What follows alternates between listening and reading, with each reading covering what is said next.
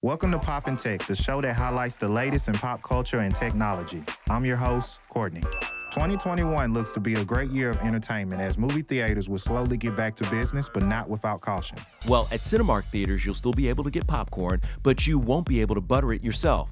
Refills on drinks require a new cup, there's social distance markers like these, and lots of hand sanitizer stations. Warner Brothers is proposing that all of its new films be released not only in theaters, but also on the new HBO Max app. Yeah, it's sort of not how you treat filmmakers and stars and people who, these guys have given a lot for these projects. Some filmmakers are not so pleased as nothing beats the traditional movie theater experience, but I have no issues watching The Matrix 4 from the comfort of my living room. You cannot train him. What? Why not? I've seen what such feelings can do to a fully trained Jedi Knight. Beloved Baby Yoda of the hit Disney Plus app The Mandalorian finally gets a name. Meet Grogu, a Force-sensitive being that was kidnapped at the end of the Clone Wars. This past season brought a lot of iconic faces.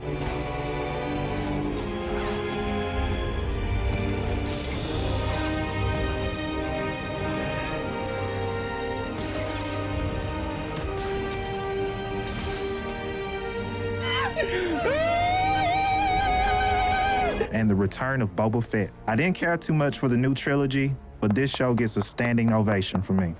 But where's Marvel in all of this wizardry?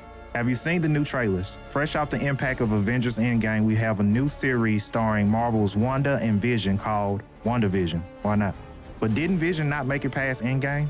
Something is not right about this show. It seems they are trapped in what appears to be the perfect sitcom life. You can watch the series premiere January 15th.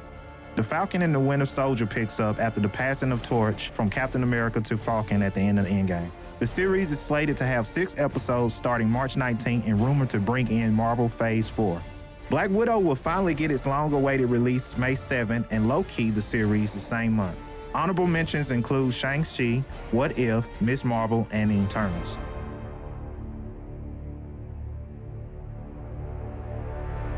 On to politics. Joe Biden defeated President Trump in the 2020 November election in a historic victory that included the nation's first African-American female vice president. His inauguration will take place January 20th, 2021. An outpouring of joy, of hope, renewed faith in tomorrow. Bring a better day. Let's get into some technology. Here at Pop and Tech, we want to keep you informed of the latest and greatest technology on the market and keep you in the know of what's trending. Traveling across country? You got your cell phones, you got your laptop, you got that small Bluetooth speaker for that fancy Airbnb. You need something that can charge your accessories even if you're in the middle of the jungle? Well, you're in luck. The Zendor Super Tank is the perfect charging device for you. It has a total output of 100 watts and USB-C ports. Electric vehicle sales are expected to grow by 50% in 2021 as several companies will introduce new vehicles from today's popular brands. One of the most popular, Tesla, is currently building its new production hub on the outskirts of Austin, Texas. Yep, you heard that right. The great state of Texas will be the new home of Tesla. This will be the first Tesla factory that will also manufacture electric batteries. It will also serve as the launching place for Tesla's new electric pickup, the Cybertruck. I mean, what better place to debut the truck other than in Texas?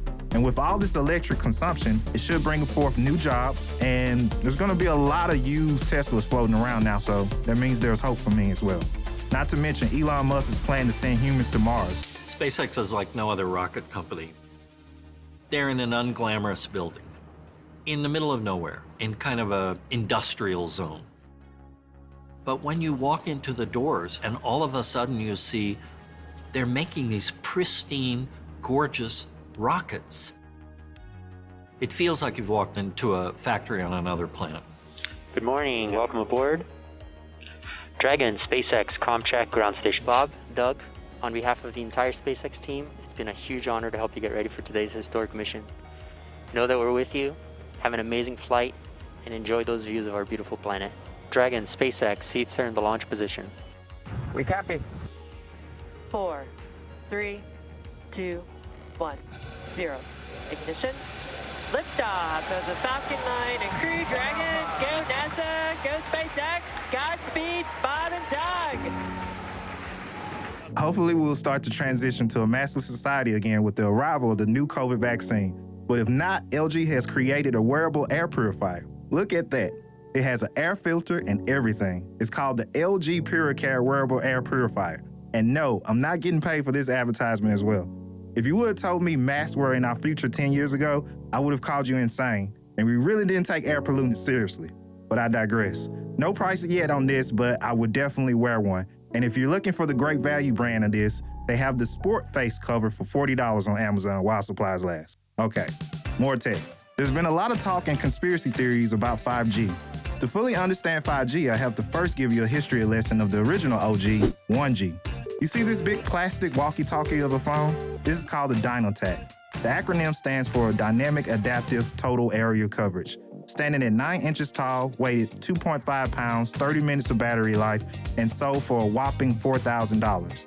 Legendary innovator Martin Cooper is accredited to being one of the creators of the OG 1G device.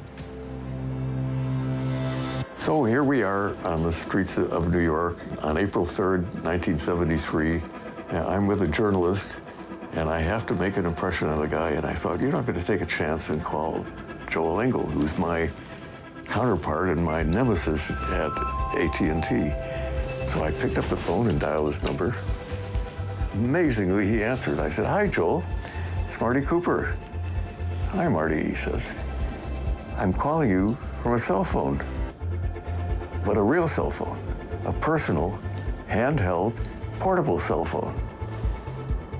Silence on the other end of the line. I suspected he was gritting his teeth, but he was polite. We finished the call, and that was the first public cellular telephone call. Zach can't come to the phone right now. He's on his way to pick up his season tickets to detention. If you'd like to leave a message, please wait for the beep. Beep. Then the 90s happened. Ah, yes, the great Nokia. Do some people still have these as burner phones? Maybe. I'm sorry, kids. No YouTube, Facebook, or Instagram. This is a 2G service at its finest. 2G stands for second generation. It was the first network to use digital data and phone conversations, which improved the phone quality. We did have some texting options and what we called MMS, Multimedia Messaging Service, which was a way of sending photos. But as this became popular and internet slowly emerged rapidly, so does the consumer's need to use more of it. By 2001, 3G was created with data transmission rates of at least 200 kilobytes per second. And just 7 years later, Steve Jobs announced the creation of the iPhone. Apple's been very fortunate. It's been able to introduce a few of these into the world. In 1984, we introduced the Macintosh. It didn't just change Apple, it changed the whole computer industry. In 2001, we introduced the first iPod. And it didn't just change the way we all listen to music, it changed the entire music industry. Today, we're introducing 3 revolutionary products of this class. A widescreen iPod with touch controls, a revolutionary mobile phone, and a breakthrough internet communications device. Are you getting it? These are not 3 separate devices. This is one device. And we are calling it iPhone. Today, Apple is going to reinvent the phone. Changed the game forever. But of course, here in the year 2021, over a decade from the first iPhone, the demand for high speeds downloading and uploading, Uber, Netflix, and Zoom call meetings, the demand for speed and reliability keeps getting bigger and bigger. The maximum data transfer you got with 3G technology was 2 megabits per second. But depending on your cell tower, traffic, and carrier, you won't get more than 1.5 megabits per second. 4G changes that. 4G created the voice over LTE, meaning you can use your internet to make calls more clear and stable. But here comes the emergence of 5G. Already in China and certain parts of California comes a self-driving service called Pony AI. Use it to order food or a ride. As the demand gets larger and better, I'm excited to see the advancement in this technology and also what 6G will bring to the table. The possibilities are endless. Well, that's our show for today. Stay tuned for the next Poppin' Tech, and I'll see you next time.